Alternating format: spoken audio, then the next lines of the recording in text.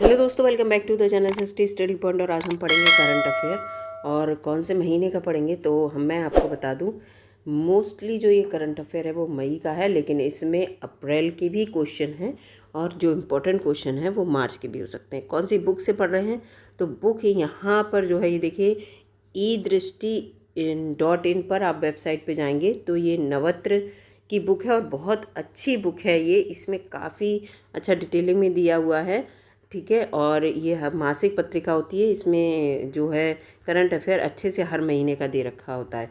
तो ये इसका ये देखिए कवर पेज मैं आपको यहाँ पे दिखा दे रही हूँ, इसका कवर पेज है ये। फिर यहाँ पर ये पूरे इसकी वो है कंटेंट कौन कौन सा है उसको लेकर पेजेस हैं। अब यहाँ से शुरू होता है करंट अफेयर। इसमें जो इम्पोर्टेंट करंट अफेयर है वो मैं आपको आज पूरा करा दूँगी, क्योंकि पेज तो बहुत सारे हैं और बहुत सारा करंट अफेयर है, लेकिन जो इम्पोर्टेंट है वो सारा मैं यहाँ पर कोशिश करूँगी कराने की। वीडियो अगर अच्छी लगे तो लाइक कीजिएगा, चैनल पर नए हो तो सब्सक्राइब कीजिएगा। पहला क्वेश्चन यहाँ पे देखिए लिखा है 3 मई 2023 को जारी विश्व प्रेस स्वतंत्रता सूचकांक। देखिए बिल्कुल लेटेस्ट है और जून में जिनका एग्ज़ाम होने वाला है तो ये क्वेश्चन आने की पूरे चांसेस हैं, ठीक है। ये लास्ट में अगस्त में एग्ज़ाम हो या जून लास्ट में हो उनके लिए, जैसे वीडियो का एग्ज़ाम जो है शेड्यूल्ड है तो उसके लिए वीडियो बहुत इंपॉर्टेंट होने वाली है, ठीक है। तो इस विश्व प्रेस स्वतंत्रता सूचकांक 2023 के बारे में पूछ रहे हैं कि इसमें कौन सा कथन सही है, तो इसमें उत्तर बी बता रहे हैं, यानी कि इसमें बी ये वाला, केवल 2 और 3 सही हैं। तो इसके अंदर नॉर्वे जो है फर्स्ट पोजीशन पे रहा है और भारत 161वें स्थान पे रहा है इस सूचकांक के अंतर्गत। तो ये इम्पॉर्टेंट हो जाता है और ये दोनों ही जो खबर है ये हमारे लिए इम्पॉर्टेंट है कि नॉर्वे फर्स्ट पोजीशन पे, ये देखिए यहाँ पर, ये देखिए शीर्ष 5 यहाँ पे दिए हुए हैं। ये नॉर्वे पहले स्थान पे, आइसलैंड दूसरे पे, डेनमार्क तीसरे पे, स्वीडन चौथे पे और फिनलैंड 5वें पे। अब ये देखिए भारत का जो स्थान है, भारत की स्थिति मैं जल्दी जल्दी आपको यहाँ पे बता देती हूँ। 2023 में 161वीं है, जबकि 2022 में जो है 150वीं रैंक थी। तो इस चीज़ को भी आप याद रखिएगा, ये इम्पॉर्टेंट होता है, ठीक है। टॉप 5 आपको याद होगा ये। और यहाँ पर देखिए ये देखिए पूरा यहाँ पे लिखा है कि इस सूचकांक को जो है इसका 21वां संस्करण था, 3 मई 2023 को जारी किया। कुल 180 देश इसमें शामिल हुए थे और किसने जारी किया तो फ्रांस स्थित रिपोर्टर्स विदाउट बॉर्डर, इसने इसको जारी किया। पूरा क्वेश्चन आपका तैयार हो गया। अब यहाँ पर और जो क्वेश्चन इसमें देखने की ज़रूरत नहीं है, जो इम्पोर्टेंट क्वेश्चन है वो मैं आपको यहाँ पर बताती चलूँगी, जिससे कि आपका जो है पूरा जितने भी इम्पोर्टेंट क्वेश्चन है वो तैयार होते चले। अगला क्वेश्चन यहाँ पर है भारत फ्रांस व्यापार शिखर सम्मेलन, इम्पोर्टेंट है ये। अप्रैल 2023 में भारत फ्रांस व्यापार शिखर सम्मेलन 2023 का आयोजन कहाँ पर हुआ था, तो ये पेरिस में हुआ था। पेरिस कहाँ पे है ये आपको पता ही है, तो इसके बारे में देखिए पूरी यहाँ पे डिटेल दी है। ये देखिए 11 अप्रैल 2023 को हुआ था, पेरिस में हुआ था और 25 वर्ष पूरे हो गए थे भारत और फ्रांस की मित्रता को, उसके उपलक्ष्य में हुआ था। और इसका जो सम्मेलन का सह अध्यक्षता किसने की थी, केंद्रीय वाणिज्य और उद्योग मंत्री जो थे पीयूष गोयल ने, और फ्रांस सरकार के विदेश में व्यापार मंत्री ओबिलियर वेक्स ने। तो इसका पूरा आपको यहाँ पे पता चल गया। और इस शिखर सम्मेलन में हरित, वही मैंने पहले भी कहा, हरित अगर किसी भी चीज़ में हरित शब्द आ रहा है, चाहे हरित हाइड्रोजन हो, चाहे हरित ये पर्यावरण से रिलेटेड हो, हरित भविष्य के निर्माण, उभरती प्रौद्योगिकियों, रक्षा सहयोग और भारत प्रशांत क्षेत्रों में सहयोग सहित कई विषयों पर ध्यान केंद्रित किया गया, ठीक है। तो ये इसलिए था हाइड्रोजन से संबंधित, ये इम्पोर्टेंट है। भारत के संविधान में पहला डोगरी संस्करण इम्पोर्टेंट है ये, ठीक है। भारतीय संविधान का डोगरी संस्करण, संविधान का यानी कि संविधान को डोगरी संस्करण में जो है लिखा गया है। डोगरी एक भाषा होती है ना, उस भाषा में लिखा गया है। तो भारत के संविधान का पहला डोगरी संस्करण इसका विमोचन किया गया। तो इसका विमोचन जो है वो यहाँ पे इसका उत्तर है कि केंद्रीय कानून और न्याय मंत्री किरण रिजिजू ने किया है। अब पूरा लिखा है यहाँ पर, डोगरी में इसका संस्करण बना है हमारे संविधान का। और 8 अप्रैल 2023 को कहाँ पर, जम्मू कश्मीर विश्वविद्यालय में इसका विमोचन हुआ। किसने किया ये बता ही दिया था मैंने। इसका उद्देश्य क्या है, भाषाई विविधता को बढ़ाने तथा सांस्कृतिक विरासत को संरक्षित करने के लिए किया गया। ये देखिए पूरा आ गया डोगरी भाषा के बारे में हमारे भारतीय संविधान की 8वीं अनुसूची में। और 22 भाषाएं पूरी हैं, उसमें से एक डोगरी भी है, आप देखिएगा। और डोगरी जो है वो जम्मू और कश्मीर में बोली जाती है मुख्यतः, याद रखिएगा। और इसे कब जोड़ा गया था? तो 92वें संविधान संशोधन 2003 में 8वीं अनुसूची में इसे शामिल किया गया था। ये क्वेश्चन भी आ सकता है क्योंकि डोगरी भाषा में हमारा संविधान पहली बार जो है लिखा गया, मतलब उसको कन्वर्टेड किया गया। जो जिस भाषा में हिंदी और इंग्लिश में है ना, तो डोगरी में भी इसको वो किया गया। पूरा यहाँ पे देखिए, पूरा यहाँ लिखा है कि भाषाएं हमारी जब संविधान लागू हुआ था, कितना सही यहाँ पे लिखा है। 8वीं अनुसूची में 22 भाषाएं हैं, तो भारतीय संविधान हमारा कब लागू हुआ था? तो 14 भाषाएं थी केवल। लेकिन 21वें संविधान संशोधन में एक सिंधी भाषा जोड़ी गई, तो ये 15 हो गई। ठीक है, पूरा लिखा है। और इसको अंगीकार कब किया गया? जब 26 नवंबर 1949 को किया गया। और ये देखिए पूर्णतः जो लागू हुआ था हमारा संविधान, तो कब हुआ था? ये भारतीय संविधान के बारे में बता रहे हैं, भारतीय संविधान के बारे में। भारतीय संविधान अंगीकृत हमने कब किया? 26 नवंबर 1949 को। पूर्ण रूप से लागू हुआ 26 जनवरी 1950 को। कुल अनुच्छेद, मूल अनुच्छेद 395 थे। 22 भाग उस समय थे और आज भी हैं, और आज भी अनुच्छेद इतने ही हैं। ठीक है, अनुसूचियों की संख्या जो है वो बदल गई है। ठीक है, पहले 8 थी, अब 12 हो गई है। ठीक है, मूल रूप से लिखी गई 2 भाषाओं में ये हमारा संविधान लिखा गया, अंग्रेजी और हिंदी में। अब डोगरी में भी उसको अनुवाद उसका किया गया है, डोगरी में भी इसको अनुवादित कर दिया गया है। ठीक है, अब यहाँ पर भाषाओं के बारे में, पहले 14 भाषाएं थी, फिर एक और जुड़ गई, 15 हो गई। 21वें संविधान संशोधन के द्वारा फिर 71वां संविधान संशोधन हुआ, तो उसमें 3 भाषाएं जोड़ी गई, कोंकणी, मणिपुरी और नेपाली। ये कोंकणी है लिखा हुआ। ठीक है, और फिर 92वां संविधान संशोधन हुआ, जिसमें 4 भाषाएं जुड़ी, बोडो, डोगरी, मैथिली और संताली। ये देखिए डोगरी आ गई, जम्मू कश्मीर में बोली जाती है, तो इसी में जो है संविधान का हमारा अनुवाद हुआ है। तो यहाँ पर पूरा आपका जो है क्वेश्चन से रिलेटेड हर बात यहाँ पर क्लियर हो गई है। अब ये इम्पॉर्टेंट है, पहला वैश्विक बौद्ध शिखर सम्मेलन, बहुत इम्पॉर्टेंट है। वैश्विक बौद्ध शिखर सम्मेलन कहाँ पे आयोजित किया गया? तो इसके बारे में पूरा यहाँ पे जो उत्तर है वो ए है, यानी कि 20-21 अप्रैल को 2023 में इसका आयोजन नई दिल्ली में किया गया था। अब पूरा इसके बारे में लिखा है, नई दिल्ली में किया गया था, प्रधानमंत्री जी ने इसका उद्घाटन किया और सांस्कृतिक मंत्रालय के द्वारा अपने अनुदान ग्राही निकाय अंतर्राष्ट्रीय बौद्ध परिसंघ के सहयोग से। तो ये पूरा यहाँ पे लिखा है, बौद्ध संगठनों के लगभग 15 प्रतिनिधि यहाँ पर, 150 प्रतिनिधि, 15 नहीं दोस्तों, 150 प्रतिनिधि यहाँ पर आए थे। ठीक है, तो इस चीज़ को याद रखना, यही पूछा जाएगा। और पूरा यहाँ पर वही बौद्ध परंपरा को लेकर था। ठीक है, और यहाँ पर ये पहला, अब यहाँ पर एक और ये क्वेश्चन इम्पॉर्टेंट है। यहाँ पर जो पहला क्वेश्चन हो ना, जो कि पहला कब हुआ, तो वो तकनीकी वस्त्र उद्योग के लिए भारत का पहला तकनीकी विनियमन। ठीक है, तो पहला ये लिखा है पूरा, पहला तकनीकी विनियमन के अंतर्गत पहले चरण में कितने वस्त्र उत्पादों के लिए 2 गुणवत्ता नियंत्रण आदेश प्रारंभ करने की घोषणा की है? तो यहाँ पर 31 वस्त्र उत्पाद, कितने वस्त्र उत्पाद? 31 जो वस्त्र उत्पाद हैं उनके लिए। तो यहाँ पर देखो ये पूरा लिखा है, इसमें से 19 जो होंगे वो भू वस्त्र उत्पाद होंगे, जियो टेक्सटाइल, और 12 जो होंगे वो सुरक्षात्मक वस्त्र उत्पाद होंगे। ये पूरा यहाँ पर इनका उपयोग क्या होगा? बुनियादी ढांचा, परियोजनाओं और पर्यावरणीय अनुप्रयोगों के लिए। और ये सुरक्षात्मक जो होंगे वो मानव जीवन को खतरनाक और प्रतिकूल कार्य की स्थिति में सुरक्षित रखने के लिए ये होंगे पूरा। ठीक है, वस्त्र मंत्रालय के द्वारा इसकी घोषणा की गई थी। पूरा यहाँ पे आपको ये क्वेश्चन मिल गया। अब ये पूरा यहाँ पे लिखा हुआ है। ठीक है, अब यहाँ पर अभी और क्वेश्चन में ये देखिए, ये इम्पॉर्टेंट है, भारत स्पेन संयुक्त आर्थिक आयोग का 12वां सत्र 2023।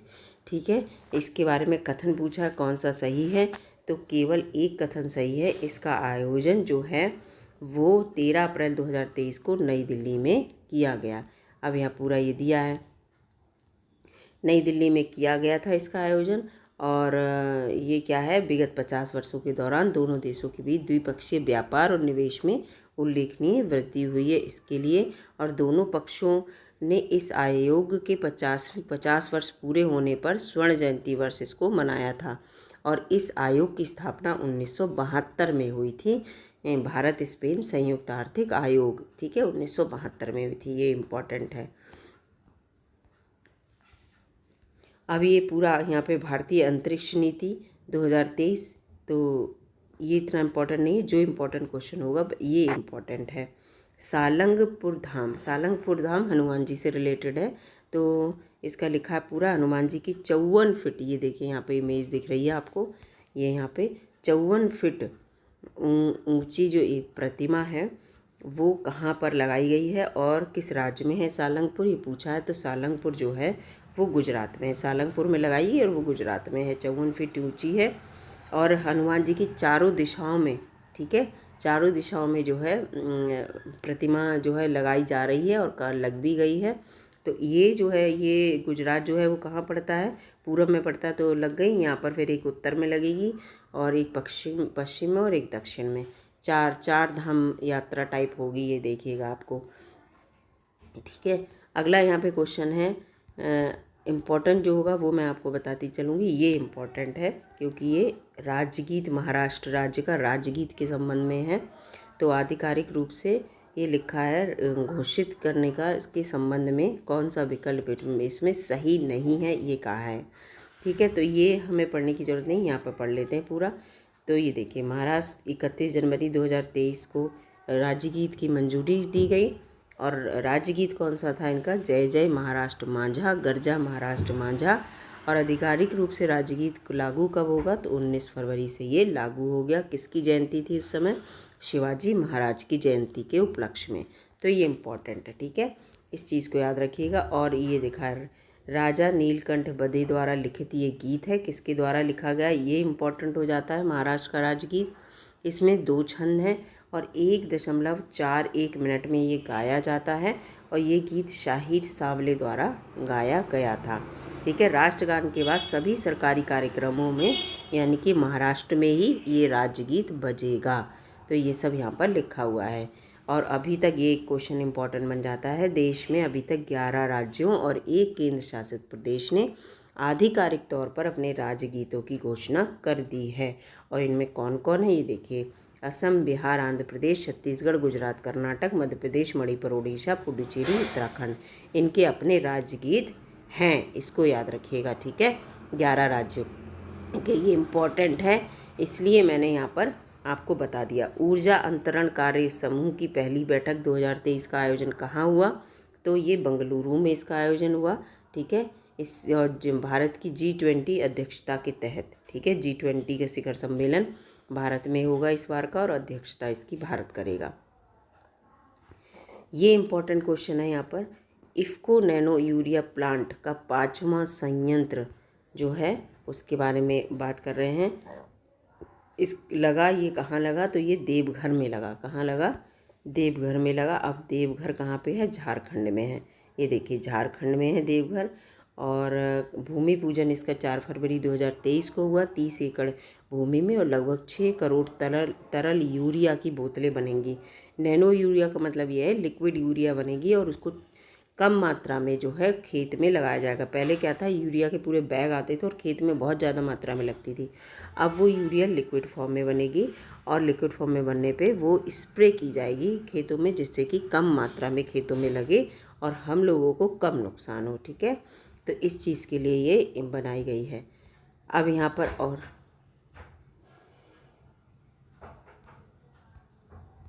अब आगे बढ़ते हैं दोस्तों। आगे है भारत संयुक्त राष्ट्र सांख्यिकी आयोग का सदस्य किसे चुना गया। भारत संयुक्त राष्ट्र सांख्यिकी आयोग की बात हो रही है, तो इसका संयुक्त वो सदस्य जो है वो किसे चुना गया है और इसके संबंध में कौन सा कथन इसमें क्वेश्चन में पूछा है कि सही है। तो इसमें जो है उत्तर बी सही है। बी में केवल 2, यानी कि भारत पिछली बार वर्ष 2004 में इस आयोग का सदस्य चुना गया था, ठीक है। तो इसके बारे में यहाँ पर देखिए पूरा है। अप्रैल ये 4 वर्षों का कार्यकाल है। 1 जनवरी 2024 से कार्यकाल प्रारंभ हो जाएगा और 2004 में पहले चुना गया था और अब फिर से सदस्य चुन लिया गया है भारत संयुक्त राष्ट्र सांख्यिकी आयोग का, ठीक है। अप्रैल 2023 में चुना गया, ठीक है। सांख्यिकी आयोग से रिलेटेड है और भारत को इस बार सदस्य चुन लिया गया है। इसके साथ ही भारत मादक पदार्थ रोकथाम आयोग, संयुक्त राष्ट्र HIV एड्स कार्यक्रम के समन्वय बोर्ड का सदस्य भी चुना गया है। ये तीनों संयुक्त राष्ट्र की आर्थिकी सामाजिक परिषद के महत्वपूर्ण सहायक निकाय हैं। ठीक है, इन चीज़ों को यहाँ पर पढ़ लेंगे। फिर सातवीं भारत जापान रक्षा नीति वार्ता 2023, ये इतना इम्पोर्टेंट नहीं है लेकिन यहाँ पे बता दे रही हूँ, नई दिल्ली में इसका आयोजन हुआ। ठीक है, ये जितना भी इम्पोर्टेंट होगा ये इम्पोर्टेंट है। उत्तर प्रदेश खेल नीति 2023, तो इसके संबंध में क्वेश्चन पूछा है कौन सा विचार सही है, तो डी ये बता रहे हैं, यानी कि सभी जो हैं वो सही हैं। ठीक है, इसमें क्या है, डी में सभी सही हैं। इसका मतलब 10 मार्च 2023 को उत्तर प्रदेश मंत्रिमंडल ने उत्तर प्रदेश खेल नीति को स्वीकृति दे दी। इस नीति के अंतर्गत राज्य में राज्य खेल प्राधिकरण की स्थापना करने का प्रावधान रखा गया। 10 करोड़ रुपए के प्रारंभिक कोष के साथ उत्तर प्रदेश खेल विकास कोष बनाने का भी प्रारंभ किया गया प्रावधान। और अगले 5 वर्षों में राज्य में कम से कम 14 उत्कृष्टता केंद्र और 5 उच्च प्रदर्शन केंद्र की स्थापना करने का प्रावधान इस नीति के द्वारा किया गया। तो ये सब इसमें लिखा हुआ है। तो इसको क्या है, बस खिलाड़ियों और प्रशिक्षकों के लिए पुरस्कार और प्रोत्साहन दिया जाएगा। तो ये चीज़ें हैं, खेलों के माध्यम से समावेशन को बढ़ाना है, फिटनेस खेल और फिटनेस की संस्कृति को बढ़ाना है, खेल उद्योग में विकास करना है, प्रतिभा की पहचान करना और उसको विकास करना है। तो ये सब खेल नीति के घटक हैं। 4 और 3 7 घटक हैं, आपको यहाँ पे दिख रहे हैं। तो सातों घटक ये इम्पॉर्टेंट हैं। ठीक है, खेल नीति के बारे में पूरा यहाँ पे मैं आपको बता चुकी हूँ। अब आ जाते हैं यहाँ पे अगले क्वेश्चन पे, कौन सा जो है क्वेश्चन इम्पॉर्टेंट है उसको लेकर। ये इम्पॉर्टेंट है, बहुत इम्पॉर्टेंट। वर्ष 2023-24 में सबसे ज़्यादा GI टैग उत्पादों के लिए, ज़्यादा उत्पादों के लिए कौन से राज्य को मिला है सबसे ज़्यादा, तो केरल को। केरल को जो है GI टैग सबसे ज़्यादा इस बार मिले हैं। GI टैग आपको पता ही होगी, फुल फॉर्म भौगोलिक संकेतक कहते हैं। ठीक है, हिंदी में। और यहाँ पर ये देखिए पूरा ये इम्पॉर्टेंट है, इसको पढ़ लीजिए। केरल के 6 उत्पादों को, एक तो अट्टापडी, अटुकोब्बू, अवारा बीन्स जो होती हैं उनकी वो, अट्टापडी, थुआर यानी कि रेड ग्राम जो होते हैं, ओना टुकारा एल तिल को मिला है यानी कि, और फिर लहसुन को, तरबूज को। तो इनके 3 और 3 6 जो हैं इन्हें GI टैग मिले हैं, जो कि इसके लिए अपना बहुत बड़ा इसका वो है उपलब्धि इनके लिए। इसके अलावा बिहार की मिथिला के मखाना को, महाराष्ट्र के अलीबाग के सफ़ेद प्याज के लिए, तेलंगाना के तंदूर रेड ग्राम के लिए, ग्राम माने जो चना होता है, और मतलब उसको, और लद्दाख के रक्त से कार्पो खोवानी जो होती है, खोवानी जो आती है फल होता है, और असम के गमोछा को, तो बहुत इंपॉर्टेंट है। तो यहाँ पर इनको GI टैग मिला है। GI टैग से रिलेटेड ये आपको काफ़ी कुछ समझ में आ गया होगा कि केरल को सबसे ज़्यादा, ये क्वेश्चन आ सकता है एक एक का ना पूछ के, इनको इस तरह का कह दिया जाए। तो ये अप्रैल 2023 में GI टैग में जो आंकड़े दिए गए थे उनसे संबंधित है, इस चीज़ को याद रखना। ठीक है, जबकि 21-22 में घरेलू और विदेशी बाज़ारों में लगभग 50 उत्पादों को घरेलू GI टैग दिया गया था, जिसमें सर्वाधिक उत्तर प्रदेश के थे 7। ठीक है, लेकिन 23 में जो है वो केरल के सर्वाधिक GI टैग हैं, याद रखना। 21-22 में उत्तर प्रदेश के सर्वाधिक थे, और उत्तर प्रदेश के जो GI टैग हैं वो पूरे याद कर लीजिएगा, और ये 10 वर्षों के लिए मिलता है ये टैग, याद रखिएगा। ठीक है, इस चीज़ को, तो ये इम्पोर्टेंट हो जाता है। और उत्तर प्रदेश के जितने हैं वो याद कर लीजिएगा, जिससे कि यूपी से संबंधित जो क्वेश्चन आए वो आप गलत ना कर पाएँ। यहाँ पे है फिर ये 1 word TB summit, TB tuberculosis से संबंधित है। इसके बारे में यहाँ पे पूछा गया, उत्तर बी है, यानी कि केवल 2 इसमें सही है। इस अवसर पर TB मुक्त पंचायत पहल की शुरुआत हुई। अब इसका आयोजन कहाँ हुआ? आयोजन हुआ इसका वाराणसी उत्तर प्रदेश में, नरेंद्र मोदी ने किया 24 मार्च 2023 को। क्या है? TB मुक्त पंचायत पहल की शुरुआत की गई। भारत का वार्षिक TB रिपोर्ट भी जारी किया गया। एक संक्षिप्त TB निवारण उपचार का शुभारंभ भी किया गया, और TB के लिए केंद्रीय देखभाल और मॉडल का शुभारंभ भी किया गया। तो इसका बनारस में इसका जो है इस कार्यक्रम को किया गया था, इस समिट को उत्तर प्रदेश में। ठीक है, इस चीज़ को याद रखिएगा, उत्तर प्रदेश से संबंधित है, इसलिए क्वेश्चन इम्पॉर्टेंट हो जाता है। इस क्वेश्चन को बिल्कुल मत भूलिएगा। जो यूपी से रिलेटेड है, क्योंकि यूपी के जो भी एग्ज़ाम होंगे उनके लिए क्वेश्चन इम्पॉर्टेंट। अब ये G20 इम्पॉर्टेंट है। G20 से कोई भी क्वेश्चन होगा आप याद करिएगा। G20 की संस्कृति कार्य समूह की पहली बैठक 2023 का आयोजन कहाँ हुआ? तो खजुराहो में हुआ। ठीक है, संस्कृति कार्य समूह से संबंधित है। बहुत सारी बैठकें हुई, यूपी में 11 बैठकें होंगी, 4 जिलों में होंगी। अब जिले में आपको नहीं बताऊंगी, आप अपने आप बताना, बहुत सारी वीडियो में मैं बता चुकी हूँ। ठीक है, यूपी में। तो इसकी जो बैठक है वो खजुराहो कहाँ पे है? एमपी में है। और थीम क्या थी इसकी? याद रखना, सांस्कृतिक संपदा का संरक्षण और बहाली। ठीक है, और भारत की G20 संस्कृति ट्रैक कल्चर ऑफ लाइफ के विचार पर आधारित है, जो सतत जीवन को जीने के लिए पर्यावरण के प्रति जागरूक जीवन शैली का अभियान है। ठीक है, इस चीज़ को याद रखना। अंतर्राष्ट्रीय परिदृश्य से बहुत सारे क्वेश्चन हैं। ये देखिए, व्यक्तिगत पासपोर्ट पावर रैंक, ये इम्पॉर्टेंट हो जाता है। पासपोर्ट पावर रैंक किसकी सबसे ज़्यादा है? और ये किस नाली की? ऑर्टन कैपिटल के द्वारा जारी हुई। इसमें ये है भारत 70 मोबिलिटी स्कोर के साथ 142वें स्थान पे है। एक ये सही है। और इसमें कुल कितने देशों ने शामिल हुए? तो 199 देश शामिल हुए। ये देखिए पूरा लिखा है यहाँ पर। किसके द्वारा? वित्तीय सलाहकार सेवा फर्म ऑर्टन कैपिटल के द्वारा 199 देश इसमें शामिल हुए। और मोबिलिटी स्कोर का मतलब होता है वीज़ा मुक्त, बिना वीज़ा के किसने देशों में यात्रा वो कर सकता है। ये रैंकिंग के अकॉर्डिंग होता है, जिसमें वीज़ा ना चाहिए हो। तो इसमें देखिए सबसे यूएई सबसे नंबर 1 पे है, फिर स्वीडन, जर्मनी, फिनलैंड और लग्जमबर्ग। तो ये पूरे पाँचों हैं। और ये देखो भारत की स्थिति जो है 142वीं है 2023 में, और 2022 में 138वीं थी। ठीक है, याद रखना, भारत की 2023 में जो है वो 142वीं है, और वैसे 138वीं थी। ये आपके लिए इम्पॉर्टेंट हो जाता है। ठीक है, इसके बाद टाइम मैगजीन में एक क्वेश्चन भी आ सकता है। 2023 में 100 सबसे प्रभावशाली व्यक्तियों की जो सूची है उससे रिलेटेड है। तो इस सूची में भारत के प्रसिद्ध अभिनेता शाहरुख खान और निर्देशक MS राजामौली को शामिल किया गया। ये इम्पोर्टेंट है। और इसका तीसरा ये है, इस सूची में भारतीय मूल के ब्रिटिश लेखक सलमान रश्दी को आप जानते ही होंगे, भारतीय मूल के अमेरिकी लेखिका और टीवी प्रस्तोता पद्मा लक्ष्मी भी शामिल हैं। ठीक है, इस चीज़ को यहाँ पर इम्पॉर्टेंट हो जाता है। इस चीज़ को याद रखिएगा। ये पूरा लिखा है। आइकॉन की श्रेणी में शाहरुख खान है, और पायनियर्स की श्रेणी में राजामौली हैं, और आइकॉन की श्रेणी में ये भी हैं सलमान रश्दी, और टाइटन्स की श्रेणी में पद्मा लक्ष्मी है। ठीक है, तो ये है। अब यहाँ पर और क्वेश्चन जो इम्पोर्टेंट है मैं आपको बताती चल रही हूँ। जो इम्पोर्टेंट होंगे वही आपको, वही क्या कहते हैं, ये क्वेश्चन आ सकता है। तुर्की और सीरिया में भूकंप जो आया वो कितनी उसकी दर्ज की गई रिक्टर पैमाने पर तीव्रता? तो 7.8 इसकी वो जो है दर्ज की गई पहली बार, और दूसरी बार में 6.7। ठीक है, इससे पहले 1939 में तुर्की में आया था बहुत तेज भूकंप। तो इस चीज़ को इम्पॉर्टेंट हो जाता है ये क्वेश्चन, क्योंकि ये क्वेश्चन जो है ना ऐसे शॉर्ट क्वेश्चन आ सकते हैं। वर्ल्ड वैक्सीन कांग्रेस 2023 इम्पॉर्टेंट है। ये कहाँ आयोजित की गई? बोस्टन में।